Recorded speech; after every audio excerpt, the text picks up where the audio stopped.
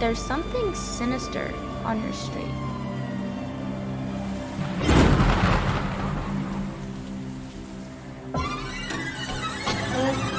It's a bad neighbor. But what if you've become what you've been trying to avoid?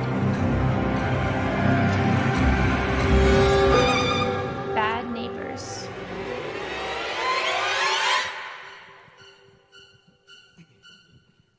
Good morning. Good to see you again.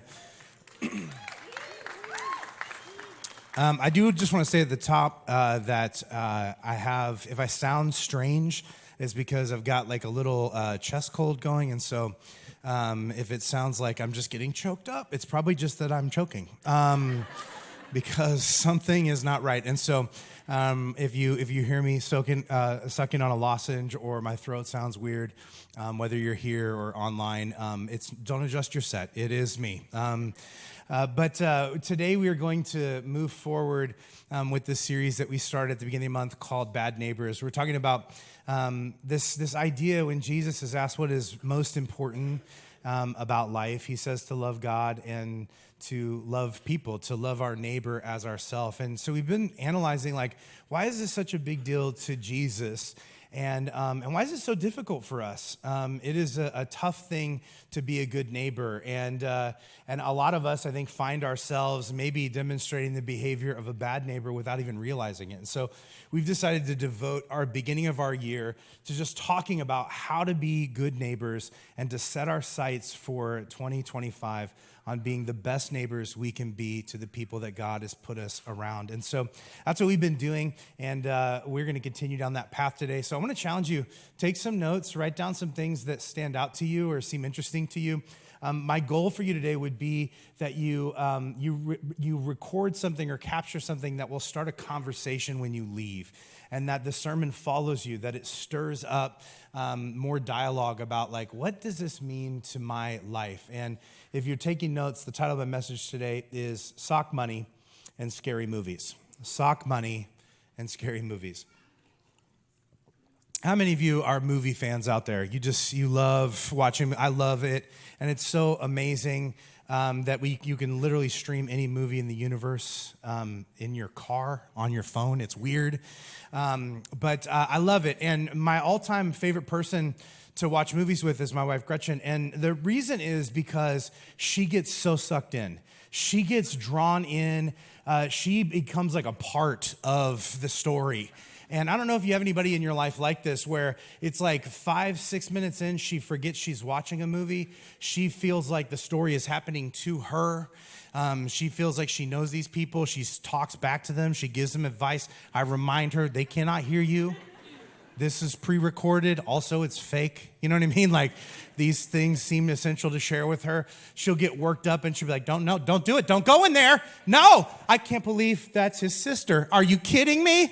Oh, what's going to happen now? Oh, you shouldn't do that. Don't trust him. Don't. And I'm like, babe, seriously, calm down. Every twist, she doesn't see any of them coming. She can't predict the plot of anything, including movies we've seen before. It's like her mind gets erased. She doesn't remember. I'm like, you know how Forrest Gump goes. It's like the 7th time we've been through this, and it just feels fresh to her. She's experiencing it like a child for the first time. And one of the side effects of this is that because she identifies so heavily, probably for like a half hour, 45 minutes after the movie, she starts to feel that whatever happened to the character is probably going to happen to her. Like, she takes it on. And this is particularly interesting because some of her favorite movies are movies about like break-ins and murder, right? And so right after the movie, she's paranoid that somebody's going to break into our house, something bad's going to happen. And I tell her this, going into the movie, I'm like, you're going to get weird after. And she's like, no, it's fine. It's not going to be like that this time. It is every time, every single time. And she's acting weird, and like there'll be a branch that snaps outside. She's like, was that a chainsaw? I'm like, no, there are no chainsaw killers. It's so rare. It's only in this movie, right? And because she's so scared, I like to take the opportunity to send her alone into the dark kitchen to fetch me something. She's like, I'm fine. And I'm like, would you mind getting me a Diet Coke from the fridge? I could if I wanted to. And then she'll go in there and she's all tiptoeing and you know, she's all scaredy cat. And then I take the opportunity to jump out and scare the crap out of her. And that is how our love works. I don't do that anymore because she's threatened divorce. And so I was like, you know what? Let's pull back on that. That was not, but it was fun while it lasted. And I think it's funny, like how impactful movies can be. I mean, you have had this experience before where a movie has shaped your emotions or shaped your ideas of something. And I think a lot of this is because the stories that we consume really do shape the lives that we live, because we are such story-centric creatures. This is the way that we think. It's the way that we organize information. And we've all had this experience, right, where we watch a documentary, or maybe you clicked a link or heard a podcast or binge watched a series, and it temporarily changed the way you thought about something. It convinced you, at least for a short time afterwards, that, like, you know what? I'm pretty sure I'm every serial killer's type, okay? They're all looking for me, right? Everyone in my life is probably hiding something. No one can be trusted. And everything that tastes good is poison. I'm pretty sure that's the memo of every documentary. At least that's what my wife tells me. And most of the time, when we have this sort of heightened sense of awareness, the panic wears off, right? It doesn't last forever. It eventually goes away. But other times, that temporarily heightened awareness becomes a permanent part of us. It changes the way that we think about certain things or people or subjects moving forward. The cautionary tale sort of imprints on us. And even if the story that we're watching has very little to do with us. And I had a buddy in college that, you know, every time you asked him to chip in for something, you know, financially, like, he was fine to do it, but he would always be like, yep, absolutely, just got to find a quick place to pop my shoes off. And I would be like, what's that? You pop your shoes off? And he was serious. He would sit down and take his shoes off, and I'm like, what are you doing right now? And he's like, that's where I keep my money, okay? In my sock, bottom of foot. I'm like, oh, so the grossest part that you're walking and just sweating goobers on all day? Like, what is that?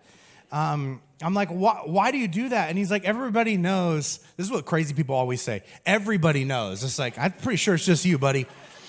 You're like, everybody knows you don't carry anything higher than a 5 on your person anywhere that could easily be frisked. I'm like, what? Why? And he's like, because of muggings. Okay? My mom sent me an article.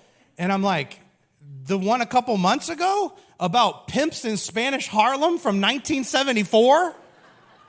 Okay? We live in rural Missouri right now. Okay? You work at a Burger King. You're wearing sweatpants, right? No one is going to try and mug you. Do you even know anybody who knows somebody who once told a story about getting mugged? Like, this is so removed from your real life. And he's like, it can happen, okay? You got to stay vigilant. You got to stay on your guard. And I'm like, whatever, man. But put that sweaty foot fungus $20 bill away, because I am not going to try and, like, tip with that, okay? That is disgusting, and I'm pretty sure it's how pandemics start, okay? I think that guy started COVID-19. And nowadays, you know, there are all sorts of stories that are easy to latch onto because, you know, regularly we scroll past and are sent so many different stories about new things and people to be afraid of every single day, right? And the thing about storytelling is a scary story told well can actually convince you that unsettling exceptions are undeniable rules. In other words, something that happened once somewhere else is probably happening constantly right here where I am. And it can start to make you think that this one anecdotal moment is something that you have to actively be afraid of and on your guard for every single day of your life. And when you live like this, it can end up making you sort of paranoid. And I think, you know, for some of us, we develop these nervous traits and we develop like all these extra layers of ways to protect ourselves and rhythms of living our life and assumptions about things and people to try and feel safe. And we tell ourselves, like, I'm just being cautious. You know, I'm just being wise. And I wonder if we are being wise or if that's just something we tell ourselves to sort of cover up for the fact that what's really motivating us is not really wisdom, it's fear. Because there is a difference. In fact, I would say that wisdom is really about pursuing the best possible path. But fear is about avoiding the worst possibility. So one is really aimed at like, who do I want to become and where do I want my life to go and what is valuable to me, what is pulling me forward. And the other is about what I'm running away from, what I'm scared of, right? I don't want to have to deal with that. I don't want to end up there. I'm so afraid of this. I can't trust that. And sometimes they even lead to similar places, but the journey is very different. And also what it does to your psyche and even your opportunities is different. I wonder if you were honest with yourself this morning, do you make more decisions based on who you want to be or what you are trying to avoid? Because that's what's driving who you are. And I wonder what decisions fear might have made for you and assumptions it sort of drove you to that have gone unchecked for so long that you just think that they're fact. And I wonder how that has changed your life. Like I think about my buddy and I'm like, how many hours did he spend like thinking about getting mugged in rural Missouri? Right, where it's just like a statistical impossibility. It's not gonna happen. And if you knew him, like, not to him. You know what I mean? Like, nobody's gonna mug this guy. But like he had procedures around it. He had obsessions around it. He was altering his entire existence to cater to something that was a remote possibility. And it really destroyed certain opportunities in his life. I think it actually wrecked certain relationships that he had an opportunity to have. And I wonder if this is happening in your life too. If some of the fear-based decisions that you have made have actually warped who you have become. And I think the way we excuse is we say like, well, you know what, better safe than sorry.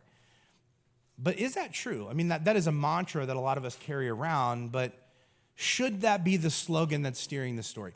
And when I bring this up, I think that this story that we've been looking at during this series, the story of the Good Samaritan, has a lot to say about this question of, is better safe than sorry really a biblical concept? Is it really what Jesus is calling us to? And that's what we're going to wrestle with as we read this story once again for the third time. It's found in Luke chapter 10, starting in verse 30, and it says this. A Jewish man was traveling and attacked by bandits. They stripped him, beat him, and left him for dead. A priest came along, but when he saw the man lying there, he crossed to the other side and passed him by. Later, a temple assistant walked over and looked at him, but also passed by on the other side. So the first two don't stop. Why?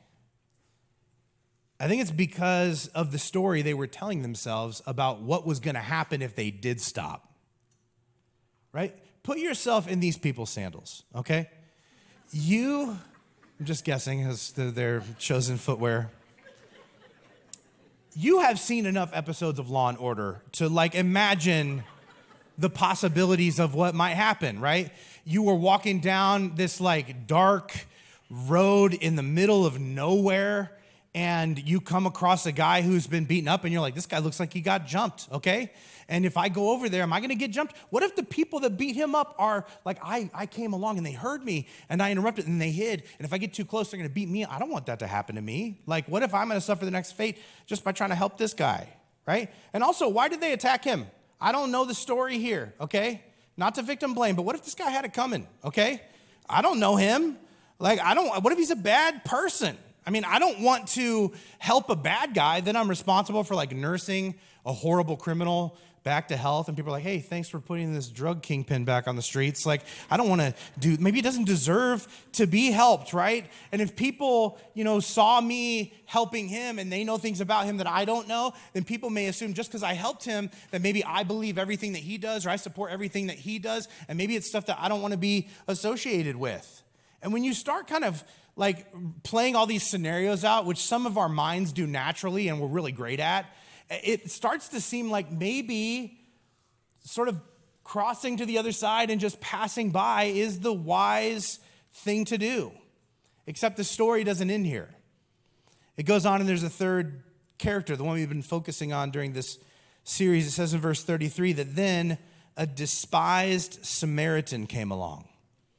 And just that adjective would have made Jesus' audience perk up and lean in, right? It would have made, if there was a Gretchen back then, she would have leaned in and been like, that person is not going to stop. He said despised. You guys hear despised? He said despised.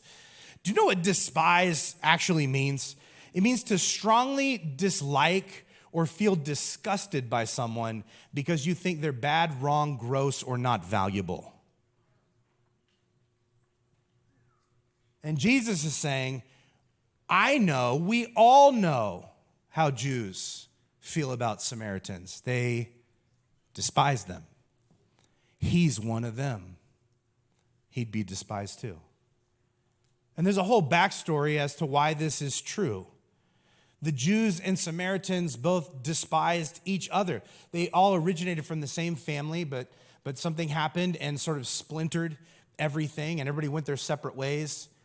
And things were never the same between these two groups of people. And in fact, the Old Testament, right, is the Jewish Bible, and it like every single story pretty much that talks about Samaritans like frames them in a negative light. Like one of the very oldest first stories involving a Samaritan in the Old Testament is about a brutal rape, and the rapist is a Samaritan. It's told as a cautionary tale. There's another story about an evil judge who, when people disagreed with his rulings, he would then just kill them afterwards. He would murder them.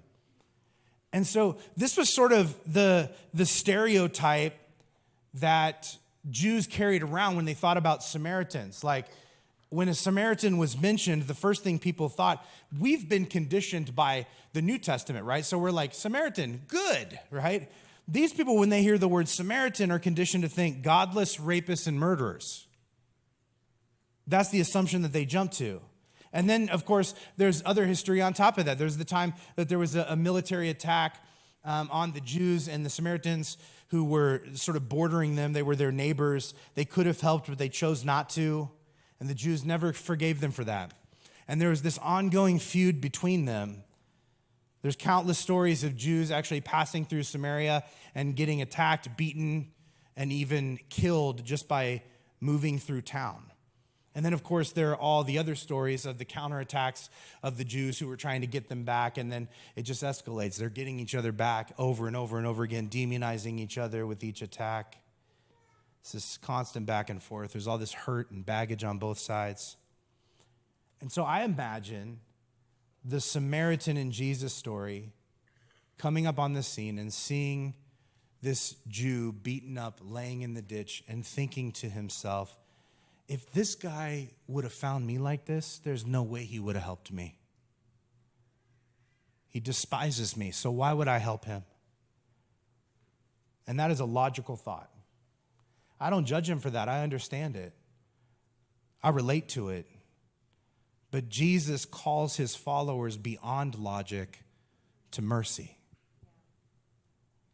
In fact, Jesus says in Matthew chapter 7, verse 12, one of his most famous quotes, do to others whatever you would like them to do to you.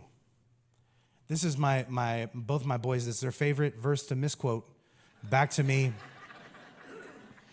Especially when they were younger, they would get in a fight, and one of them would like punch his brother, and then his brother would punch him back like really hard. I'd be like, what are you doing? And he's like, do unto others what you want them to do to you. And he punched me. That means he wants to get punched, and so you're welcome. And I was like, what? You are twisting scripture. You're going to be very good at Facebook when you get older, because there are a lot of people, that's all they do on there.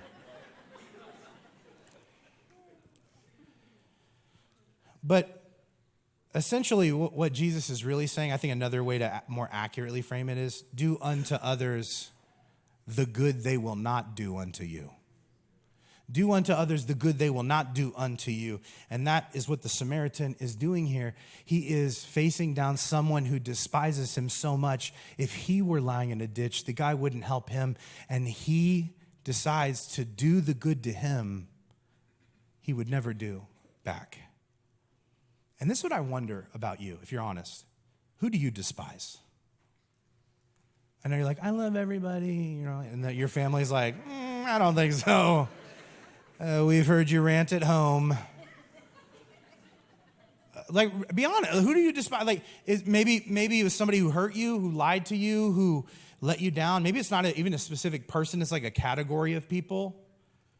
People who disagree with you, people who make life difficult for you, who disrespect your beliefs, who work against you, who seem to celebrate things that don't work out for you.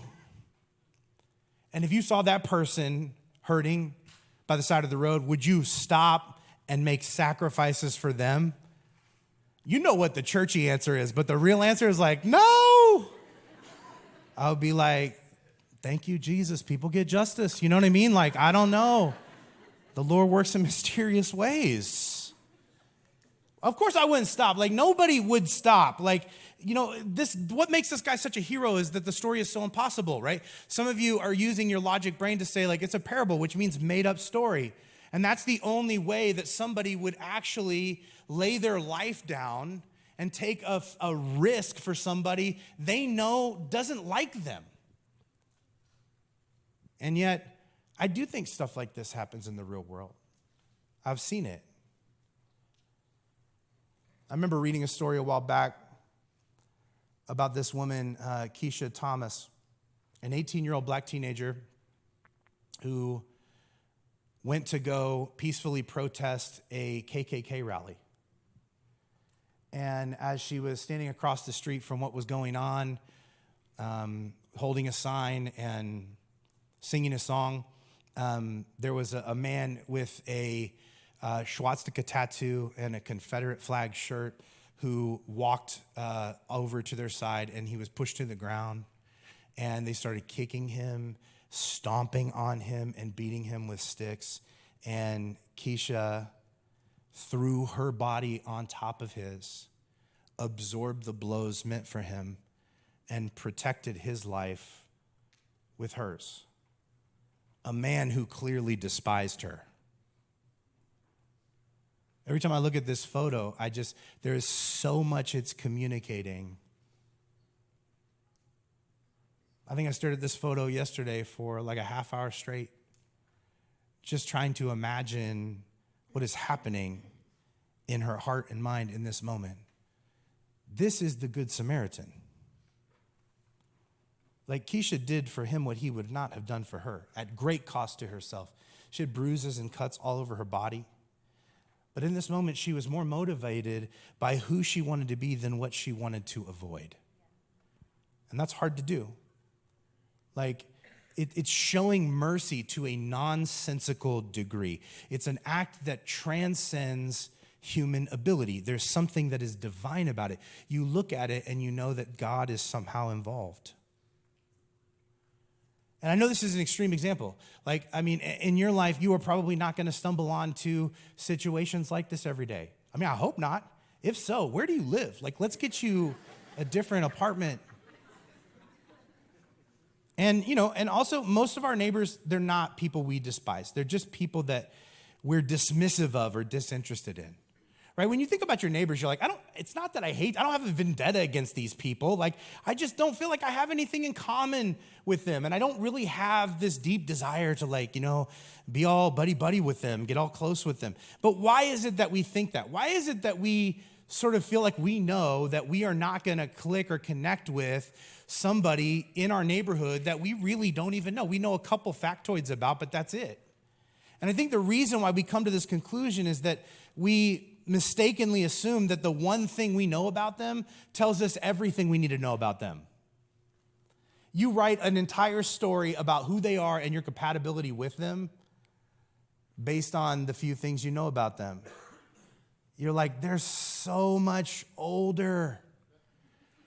I mean, like, they're old. They're like almost 50. I mean, it's like 1 foot in the grave. Remember when you were like 19, you used to think that? You were like, I'll live to 50 and then just die. You know what I mean? That's what people do. And now that I'm like, in my mid-40s, I'm like, 45 is the new 19, okay? Let's live some life, okay? And then my knees are like, no, it's not. No, it's not. And also, there's a storm coming. I'm like, thanks, Lefty. Or like, and also there's these other people, they just brought a brand new Tesla. So, I mean, like, they're obviously stuck up. This other family, catty corner, they got 2 kids. It's like all these car seats, and they always look stressed. I mean, they get their hands full. They probably don't want to ever hang out. So I'll just never ask them.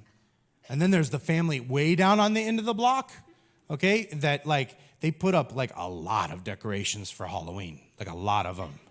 So they're obviously animal sacrificing Satanists. There's no other conclusion one could come to. Is that where the cat went? Now I've got more questions. You got this whole storyline in your head about why it's just not going to work. And you think to yourself, yeah, maybe it's far-fetched, maybe it's true, maybe it's not. Okay, but better safe than sorry. And you want to be a kind person. Like, you don't know these people. And if you put yourself out there, there's no telling what might actually happen. Like, that's nerve-wracking. Getting involved with people you don't know is unpredictable. And we don't like unpredictable circumstances. And it's not like you're pulling out of the blue. Like, you've heard some stories, and you've also probably lived some stories. Like, you've tried to do the right thing before and you got hurt.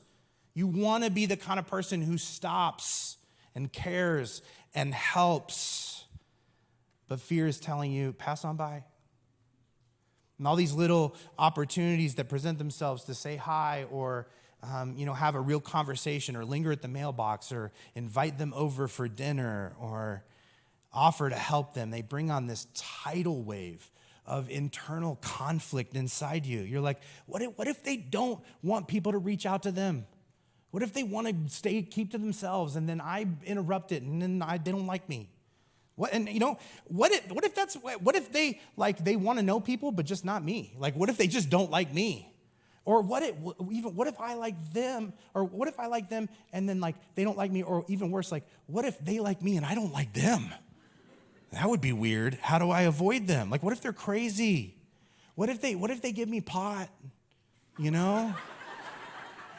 Or what if they cuss in front of one of my kids? Or worse, what if they try and like sell me essential oils? Or what if they take me and they show me their their underground dog fighting ring, And then I'm like, this is bad and it's illegal and I feel like I should turn them in, but also I kind of want to see what it's like, and I feel conflicted. And it's like, or what if I invite them over and they steal my stuff? Or hit on my daughter, or my wife, or me, And your wife's like, no one's gonna hit on you. And you're like, okay, that's offensive. You're with me, and she's like, I sucked all the good years out of you. There's nothing left.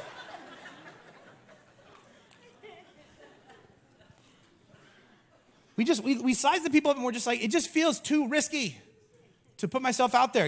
I gotta protect what's mine. That's a phrase we hear a lot.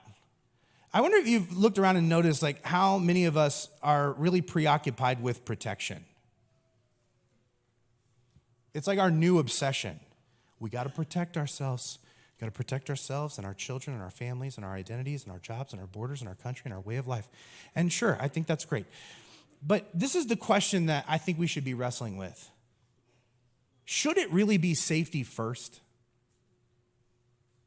Is that the number one priority? I mean, like, biblically speaking, like looking at the words and the way of Jesus from a New Testament perspective, it's definitely important, but is there anything that Jesus would elevate above personal safety? And I think the Good Samaritan is inviting us to wrestle with this question. This is what parables do. They don't just give you the easy answer. They draw you into really complicated questions and invite you to wrestle openly with what you ought to do and what God is saying to you. The story continues on by saying in verse 33, when the Samaritan saw the beaten man, he felt compassion for him. Going over to him, he soothed his wounds and bandaged them. He put the man on his own donkey and took him back to an inn. The next day he paid the innkeeper, saying, take care of this man. If his bill runs higher, I'll pay it next time. The Samaritan does all this for someone he knows despises him. And I don't think he does it because he is no longer nervous or because he no longer believes that this situation isn't dangerous.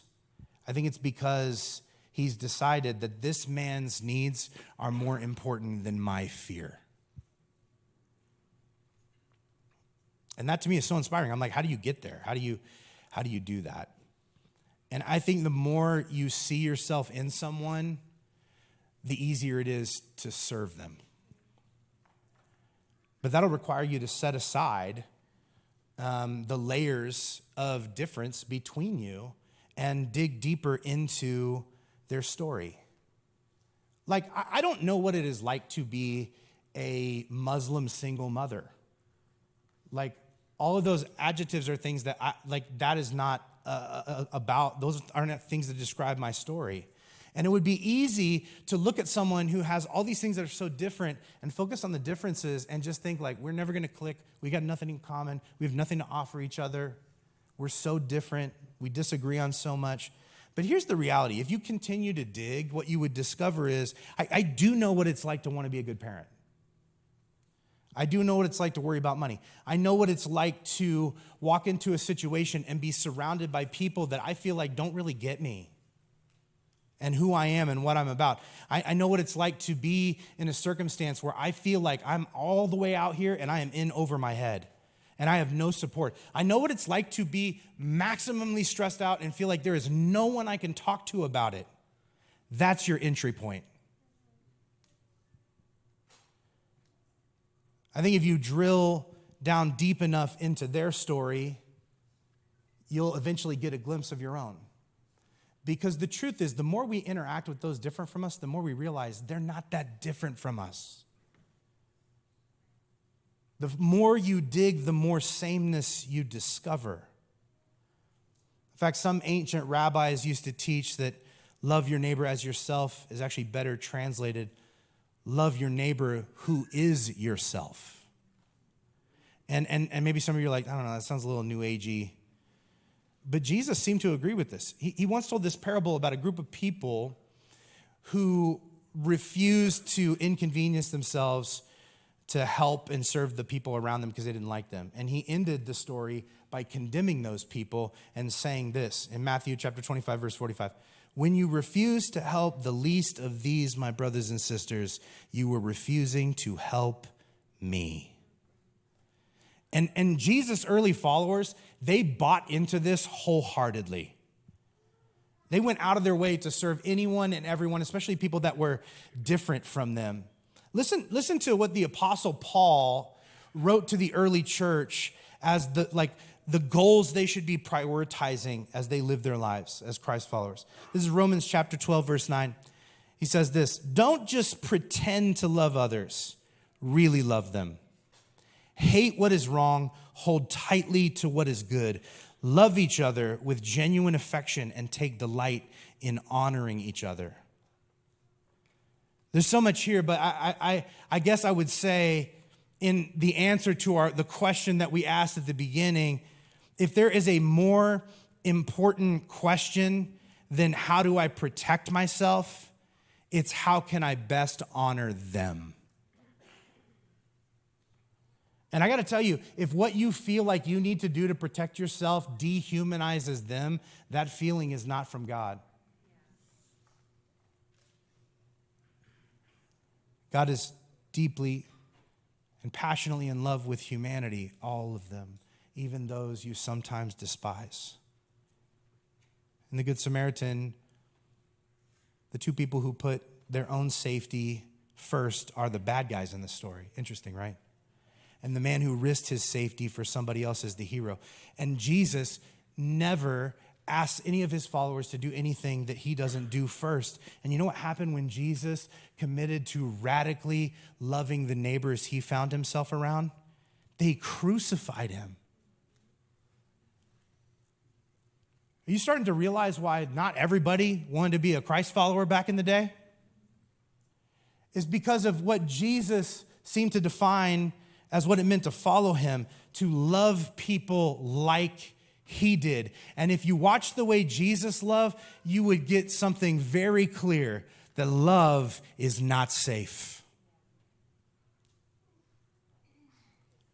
You ever do this thing where you just sit back and wonder like, okay, yeah, that's cool. I want to love people, but like, how do how do I guarantee that if I go out of my way and take a risk to love someone or care for someone, how do I guarantee that they're not gonna, take advantage of me? You want to know the real answer? You can't. Not really, not completely. I mean, you can make wise decisions. You can collect information. You can try and do what is best for them. But at some point, somebody's going to do you wrong. What Jesus did for humanity was not safe. What the Good Samaritan did for the beaten man on the side of the road was not safe. What Keisha Thomas did for the white supremacist was not safe. And the reason is Jesus never promised following him would be safe, only that it would be fulfilling. Which means if currently you feel like your relationship with Jesus is boring, you are not following him close enough. Because Jesus leads us into this step-by-step dynamic adventure fueled by love. And when the people who don't believe in God around you see you living beyond logic to the place of mercy, they'll want to know why. Because real love is awe-inspiring. And so, yes, assess the situation, do your research, count the costs, calculate the risk. But sometimes, even after all that, do what God is asking you to do and inconvenience yourself to love that person anyway, even though it'll cost you. I wonder what would happen if we took that seriously. Let's find out. Here's your homework for this week. This week, I want to encourage you to take a God-centered, nerve-wracking risk to get to know a neighbor better. Choose somebody that maybe you've built a story in your mind about. Choose somebody that something they already do kind of bugs you. Choose somebody that you've already decided you won't like, and take a nerve-wracking risk to put yourself out there and try and connect with them in a way that is real and not surface level, and see what happens, see what God does. It may change them, but it will definitely change you, because you'll get a glimpse of what it looks like to walk in the steps of Jesus and love people like he did. Isn't it crazy that one story of one Samaritan defying the stereotype that followed his people changed the storyline of how generations to follow think of them?